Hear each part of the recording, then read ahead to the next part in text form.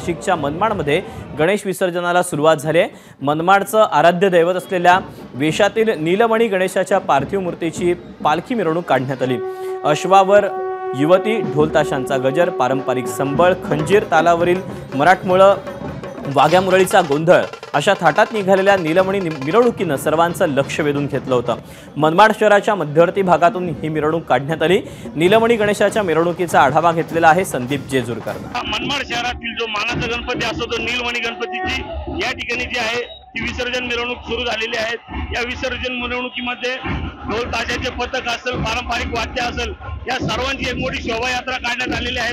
याबद्दल आपल्या सोबत नीलमणी गणेश ट्रस्टी आहेत, ते सांगतात काय सांगाल, कसे असतो आणि कसे असते विसर्जन? गेल्या 28 वर्षापासून पारंपरिक पद्धतीने सकाळी मिरवणूक निघते पार्थिव गणेशाची आणि पारंपरिक वाद्य असतात। त्याच पद्धतीने गुलाल नाचणे हा प्रकार नसतो।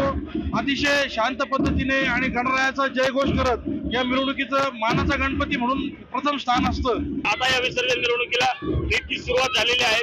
तर पूर्ण मनमाड शहरातून ही मिरवणूक फिरणार आहे। संदीप जेजुरकर, एबीपी माझा, मनमाड, नाशिक।